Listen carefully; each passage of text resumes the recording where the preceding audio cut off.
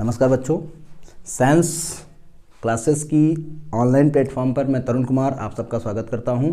आज हम यहां पर उपस्थित हैं गणित विषय के साथ। कक्षा 10 की गणित की कक्षाएं आज से स्टार्ट हो रही हैं, जिसमें आज हमने चैप्टर नंबर 3 लिया है, दो चर वाले रैखिक समीकरण। जैसा कि हम सब जानते हैं, एक चर वाला रैखिक समीकरण होता है ax + b = 0, या एक दूसरा समीकरण भी हम कह सकते हैं ax = c।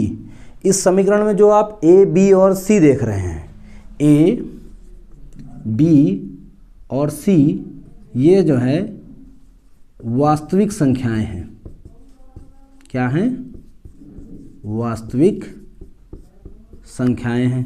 ठीक है। अगर हम ax + b = 0, जो हमारी क्वेश्चन है, इसको हम सॉल्व करें, ax + b = 0, इसको अगर हम हल करते हैं तो हमके x की वैल्यू मिलती है -b/a। -b/a जो है वो इस समीकरण का मूल कहा जाएगा या इस समीकरण का हल कहा जाएगा। ठीक है। ऐसे ही ये हुआ एक चर वाला रैखिक समीकरण। हमारे पास आज हम पढ़ रहे हैं दो चर वाले रैखिक समीकरण। हम जानते हैं कि कोई जो दो रेखाएं होती हैं, मान लीजिए हमने माना कोई दो रेखाएं हैं, एक है रेखा L और M। L और M दो रेखाएं हैं।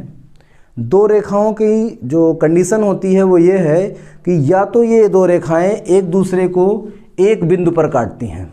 दो रेखाओं के बारे में हमारे पास तीन सॉल्यूशन निकलते हैं। या तो ये दोनों रेखाएं एक दूसरे को एक बिंदु पर काटेंगी, या फिर ये एक दूसरे को नहीं काटेंगी, अर्थात ये समपाती या समानांतर हो जाएंगी। ठीक है ना।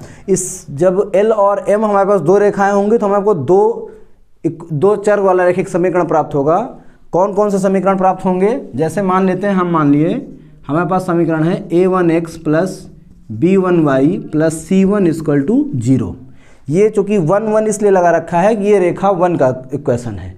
दूसरी रेखा है a2x + b2y + c2 = 0। इस तरह से हमारे पास दो समीकरण हैं, दो रेखाओं के दो समीकरण हैं।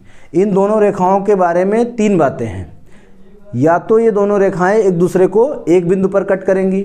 जब ये किसी एक बिंदु पर कट करेंगी तो इनका एक अद्वितीय हल निकलेगा, अर्थात एक यूनिक हल निकलेगा। इसके लिए जो इक्वेशन होती है, पहली इक्वेशन ये है कि a1/a2, हमको यहाँ से a1 a2 प्राप्त होंगे।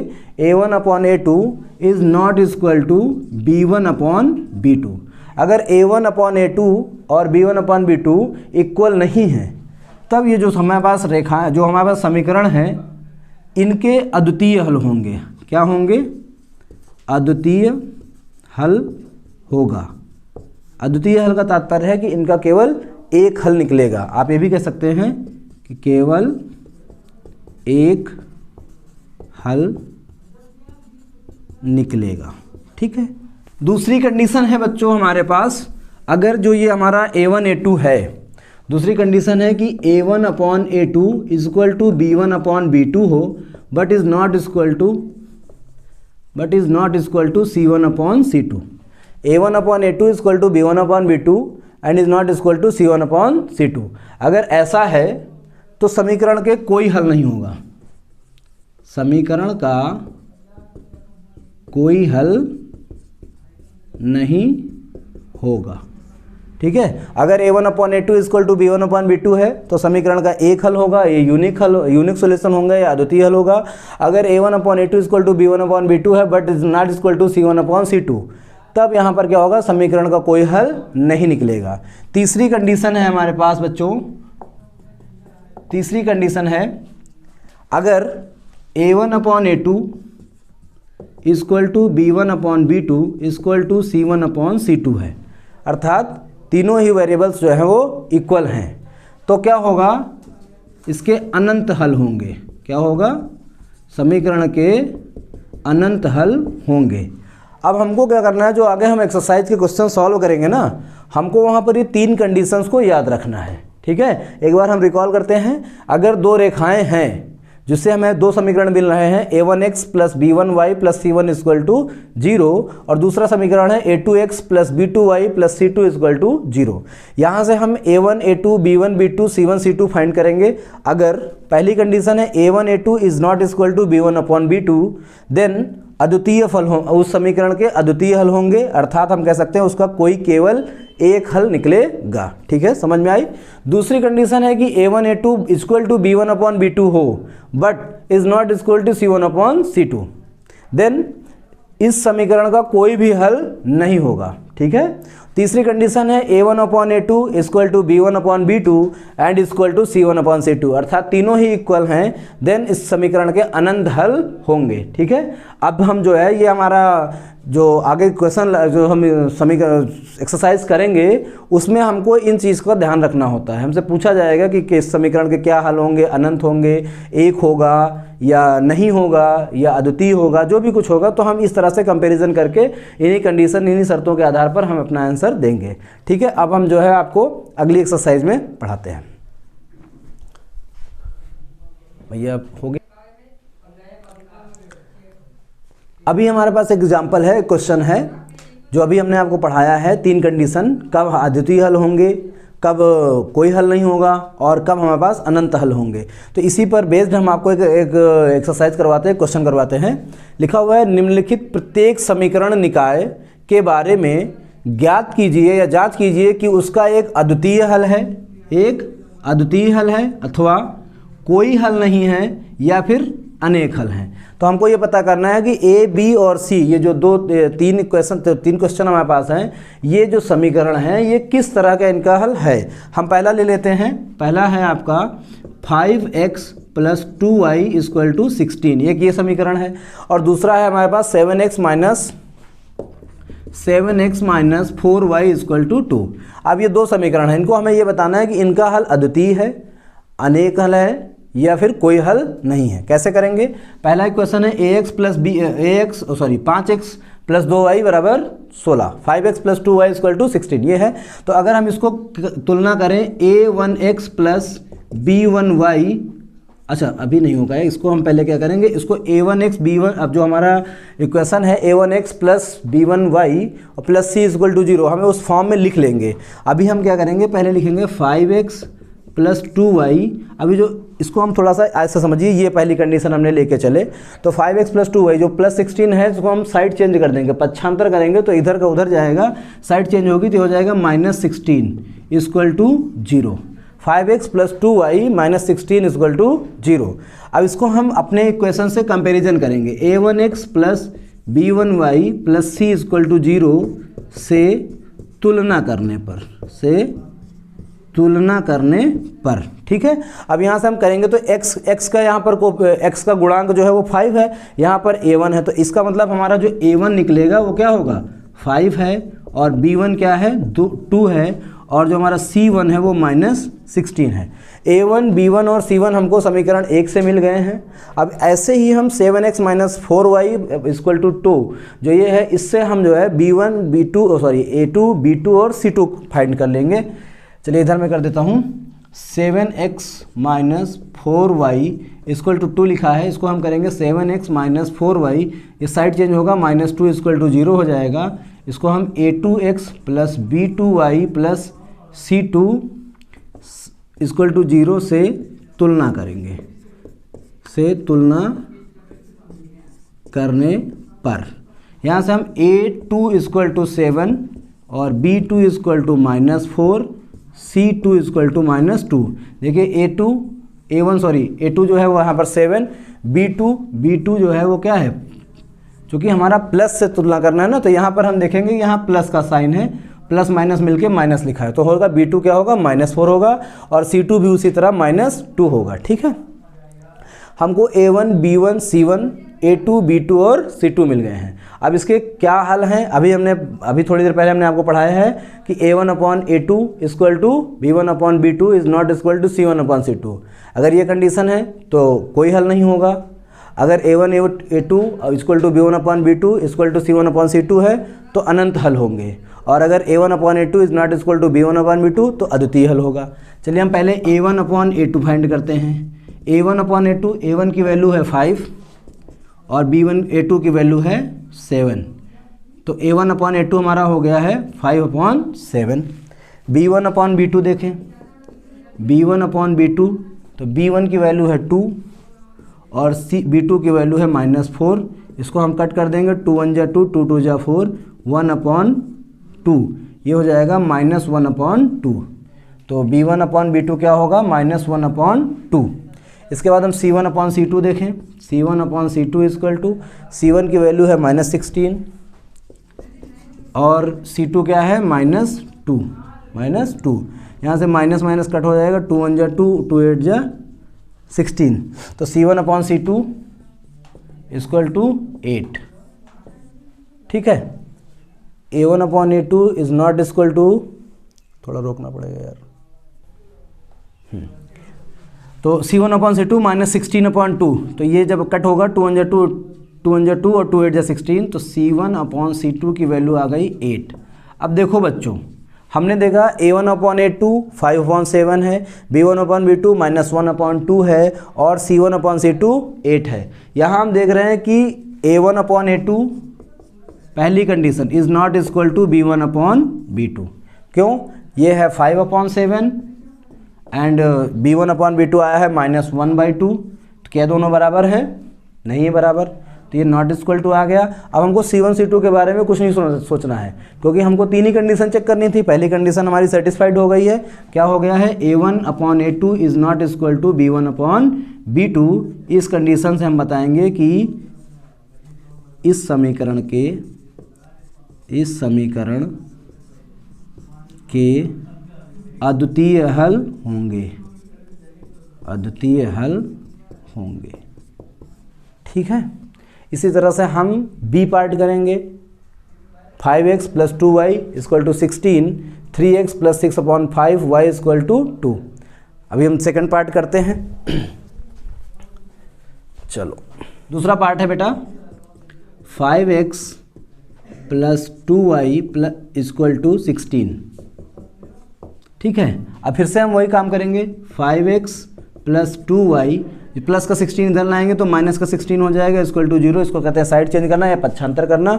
पक्षांतर करने पर जो प्लस में नंबर होता है वो माइनस में हो जाता है। तो 5x plus 2y minus 16 equal to 0। इसको कंपैरिजन करेंगे अपने a1x plus b1y plus c equal to 0 से।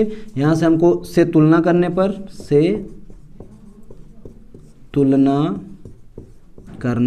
पर क्या प्राप्त हुआ हमें, a1 equal to 5 and b1 equal to 2 and c1 equal to -16। ठीक है, ये हमने पहली समीकरण को ax by plus c form में लिखा और उससे तुलना करी तो a1 a2 a1 b1 और c1 प्राप्त हुए। इसके बाद हम अपना दूसरा समीकरण लेंगे जो ये था 3x plus 6 upon 5 y equal to 2। इसको भी हम उसी तरह चेंज करेंगे, 3x plus 6 upon 5y, 2 plus का माइनस साइड चेंज करेगा तो प्लस का माइनस हो जाएगा -2 equal to 0। a2x plus b2y plus c2 equal to 0 से तुलना करने पर क्या प्राप्त हुआ, a2 equal to 3, b2 equal to 6 upon 5 and c2 equal to -2। अब फिर से हम पहली बार की तरह a1 a2 और b1 अपॉन b2 और c1 अपॉन c2 फाइंड कर लेंगे। a1 अपॉन a2 की वैल्यू आएगी, a1 की वैल्यू है बेटा 5 और a2 है हमारा 3। a1 देखिए यहाँ पर 5 लिखा हुआ है और a2 हमारा कितना है 3, तो अब ये 5 अपॉन 3 जो कि अभाज्य संख्या है, कटने का कुछ नहीं, तो a1 अपॉन a2 होगा 5 अपॉन 3। b1 अपॉन b2 की वैल्यू करें तो b1 की वैल्यू है 2 बेटा, तो लिखेंगे 2 और b2 क्या है 6 अपॉन 5। अपॉन के अपॉन में होता है तो नंबर ऊपर चला जाता है, ये हो जाएगा 2 अपॉन 6, जो बट्टे के बट्टे में होता है वो ऊपर चला जाता है, तो यहाँ पर आ जाएगा 5, तो 2 पंची 10 बटे 6। अभी ये नंबर कट जाएगा किससे, चूँकि यहाँ पर 2 से कट जाएगा दोनों ही नंबर, तो 2 2 3 जा 6 होता है, तो 2 3 6 और बेटा 2 पंची 10। तो यहाँ से जो हमारा b1 अपॉन b2 प्राप्त हुआ वो क्या है 5/3। देखिए A1/A2 भी 5/3 है, B1/B2 भी 5/3 है। यहाँ से हमारा पहला समीकरण नहीं हो सकता। अद्वितीय हल का जो समीकरण भी मैंने आपको बताया कि समीकरण के अद्वितीय हल होंगे, वो नहीं हो सकता क्योंकि A1/A2 = B1/B2 हो चुका है। ठीक है, इसलिए अब हम C1/C2 भी फाइंड कर लेंगे। चलिए देखते हैं C1/C2। C1 की वैल्यू क्या है? -16। C1 है -16 और C2 की वैल्यू है -2। C2 क्या आया है? -2 आया है। माइनस से माइनस कट हो जाएगा, 2 1 जा 2, 2 8 जा 16। C1/C2 की वैल्यू आई है 8। अपॉन में 1 मान सकते हैं, बट C1/C2 = 8 आया है। अभी देखिए A1/A2 और B1/B2 इक्वल दिख रहे हैं हमको, पर जो C1/C2 आया है वो इक्वल नहीं है। इसका मतलब हमारे पास कौन सा कंडीशन बनेगा?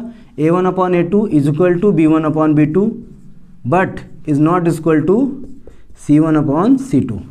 ठीक है, C1/C2 मतलब अब यहाँ पर हमारे पास क्या है कि ये समीकरण है, जब दो बराबर हों, A1/A2 और B1/B2 बराबर हैं, बट तीसरा C1/C2 बराबर नहीं है, तो क्या होगा?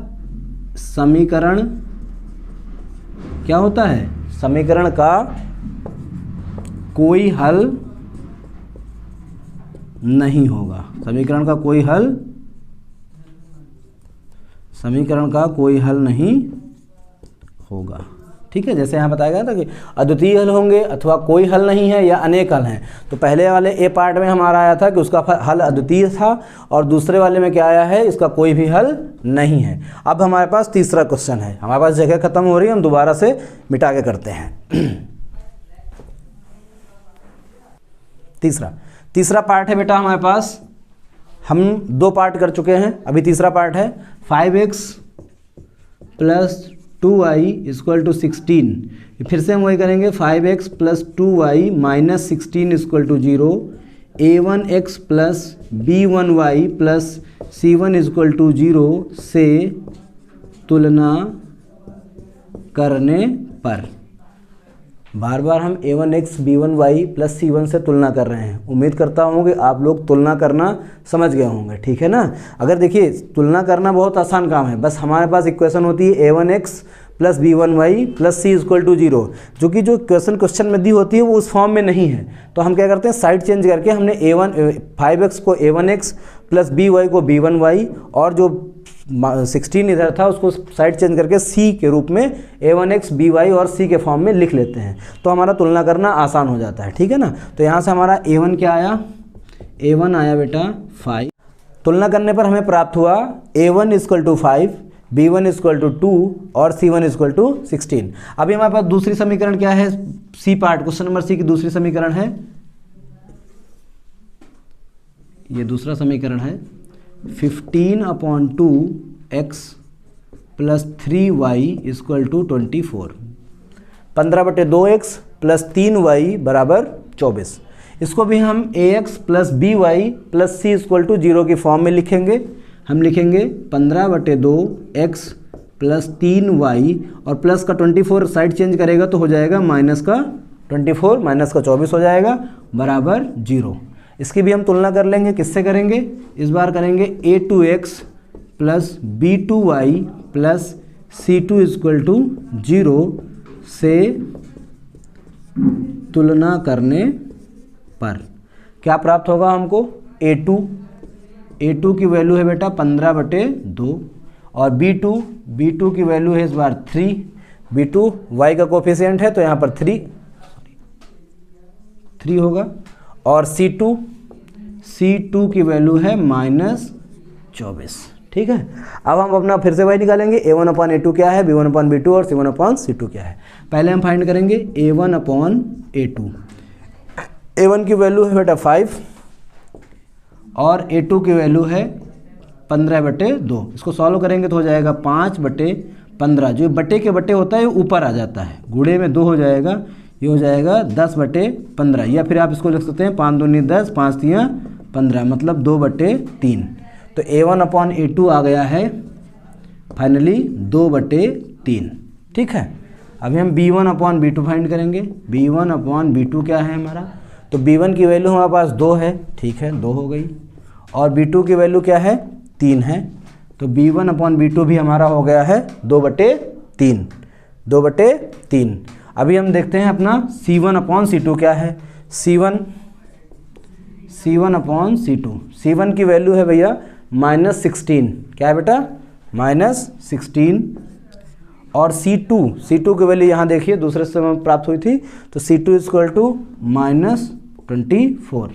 ठीक है। अब यहाँ पर देखो माइनस से माइनस कट जाएगा, 8 की टेबल में दोनों आते हैं, 8 दूनी 16 और 8 त्रिक 24, मतलब यहाँ से C1/C2 भी प्राप्त हुआ 2/3। अब हम देखते हैं A1/A2 हमारा कितना है 2/3, B1/B2 भी हमको कितना मिला है 2/3, ये मैं आपको सर्कल करके दिखा रहा हूँ, और C1/C2 भी हमारा कितना है 2/3।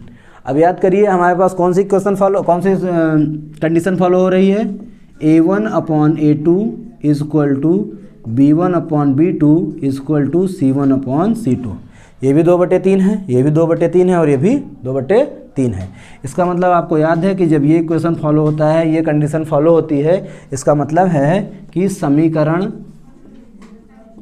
के अनेक हल होंगे। ठीक है। जो तीसरा है कितने कहा था ना, या अनेक हल होंगे, तो हमने लगाया पहले पार्ट में हमको मिला था जो पहली इक्वेशन दी, इसमें हमको मिला था अद्वितीय हल हैं। दूसरा जो इक्वेशन था 5x + 2y = 16 और 3x + 6/5y = 2, इसमें हमें मिला था कि इसके कोई भी हल नहीं है। ठीक है। और जो तीसरा इक्वेशन है सी पार्ट है, इससे हमें क्या प्राप्त हुआ कि A1/A2 और B1/B2 और C1/C2 तीनों आपस में बराबर हैं, और जब ये तीनों आपस में बराबर होते हैं तो ये कंडीशन होती है समीकरण के अनेक हल की। ठीक है। तो अभी हमने जो है किसी दी हुई दो समीकरणों में कोई भी दो समीकरण दी हों और उन समीकरणों के कितने हल होंगे ये हमने ज्ञात किया। जैसे यहाँ क्वेश्चन था समीकरण निकाय के बारे में जांच कीजिए कि हल अद्वितीय होंगे या अनेक हल होंगे या फिर उनका कोई हल नहीं होगा। तो बच्चों हम उम्मीद करते हैं कि आपको ये समीकरण समझना आया होगा कि कोई समीकरण के कैसे हम पता करते हैं कि हल अद्वितीय हैं, एक भी नहीं है या फिर अनंत हैं। ठीक है। उम्मीद करते हैं समझ में आया होगा।